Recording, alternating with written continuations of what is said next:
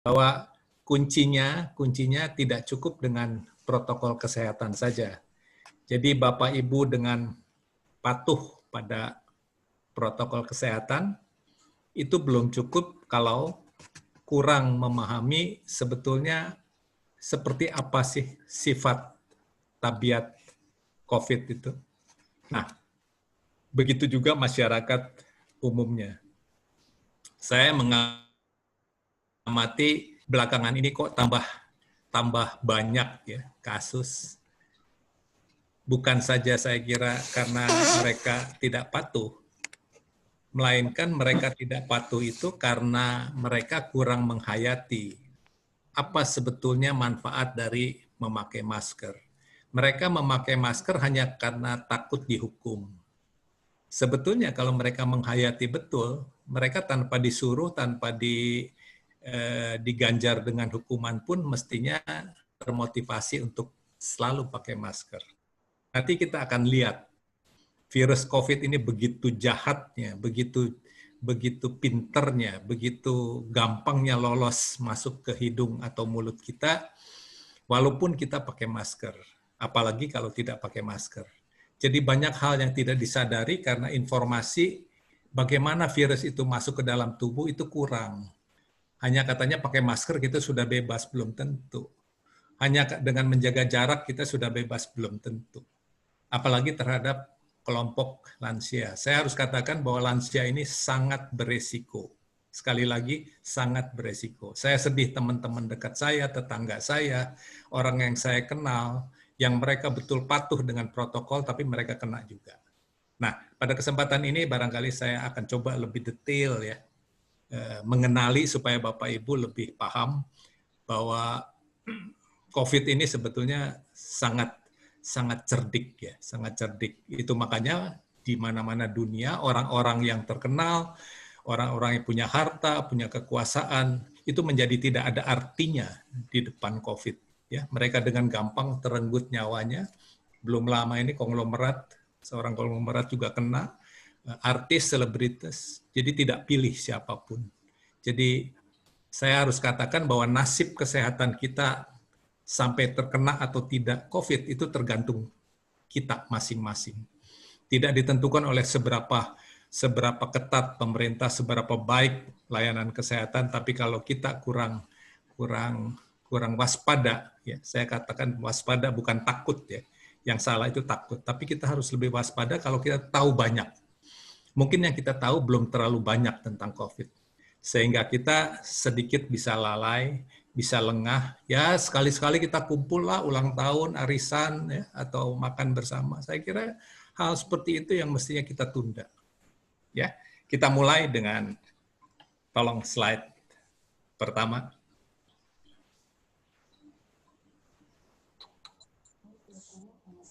Ya, ini judul yang saya usulkan, Kiat Lansia Meredam Ancaman COVID-19. Untuk itu kita mulai dengan bicara COVID itu seperti apa. Ya, jadi yang barangkali Bapak Ibu Saudara belum sepenuhnya pahami atau ketahui adalah bahwa virus ini bukan saja droplet. Jadi pada awalnya dulu dikatakan penularan virus ini dengan droplet, artinya percikan ludah. Percikan liur itu paling jauh 2 meter. Jadi kalau kita tidak pakai masker, kita ngobrol sama orang yang positif membawa virus 2 meter, kita kena. Itu dulu. Belakangan dan WHO baru 1 bulan lalu mengakui bahwa ternyata kalau kita lihat di gambar, ya, kalau hanya droplet, ya, itu cuma memang 1,5 meter kita bernafas. Ini gambar orang yang dia ada virus di mulutnya, di hidungnya. Dia bernafas saja, itu 1,5 meter virus itu akan jatuh dengan gaya beratnya jatuh ke lantai. 1,5 meter. Ya. Kalau dia bersin, ya, itu bisa sampai lebih 6 meter. Kalau dia tidak pakai masker. Ya. Dia batuk, itu bisa 2 meter. Ya. Jadi artinya apa? Orang yang tidak pakai masker dan dia membawa virus, di sekitar dia, lantainya itu, lantai di sekitar orang tidak pakai masker dan dia positif membawa virus, itu 1,5 meter dari dia, lantainya penuh dengan COVID. 2 meter dari sekitar dia itu penuh juga dengan COVID kalau dia batuk-batuk.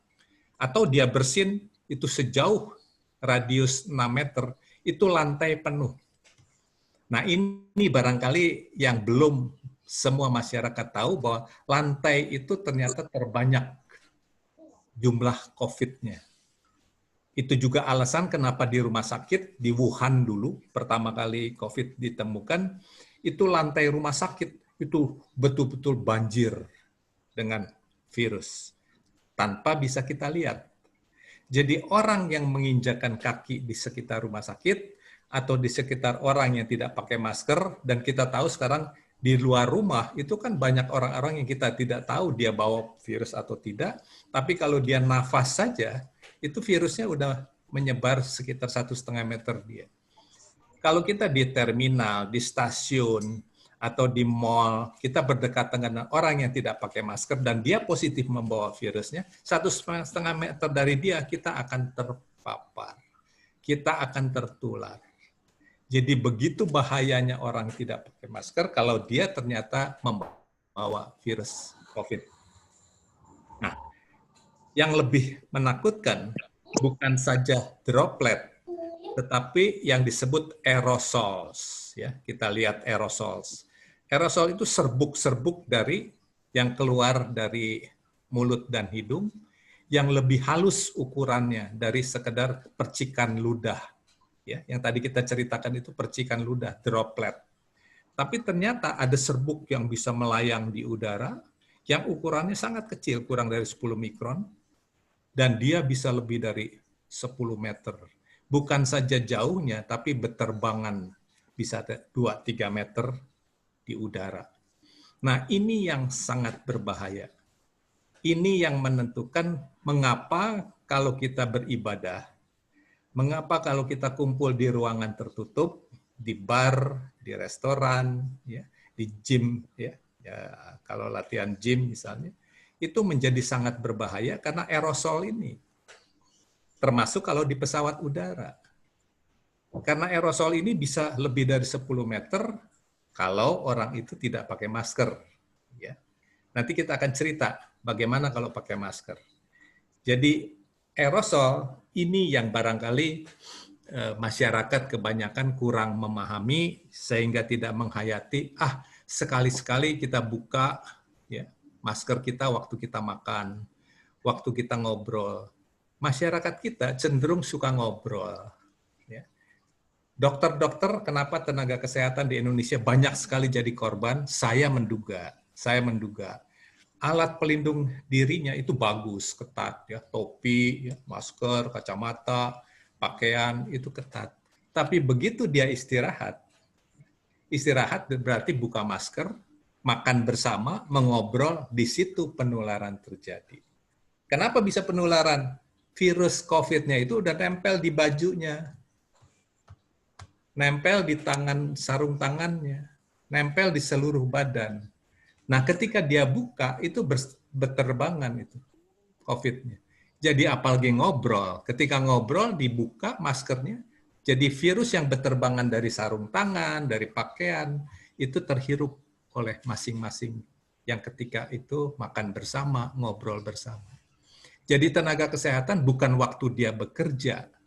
Saya menduga itu pada saat dia beristirahat.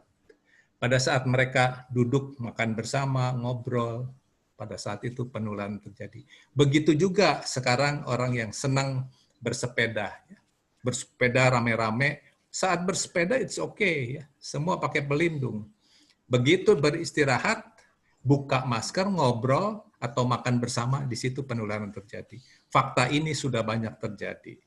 Rumah sakit di Jogja ada yang tertular dari mereka yang hobi main sepeda, seorang dokter tertular ketika mereka melakukan kegiatan bersepeda bersama. Jadi dianalisa ternyata penularan terjadi ketika mereka makan bersama.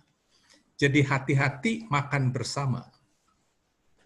Hati-hati berada di ruangan tertutup dengan aircon, dengan AC, hati-hati. Karena aerosol ini berpotensi. Sehingga sekarang itu dilarang, ya. Di ruangan tertutup ada pesta, ada kumpul arisan di gym, ya, di bar, di gedung bioskop, itu tempat-tempat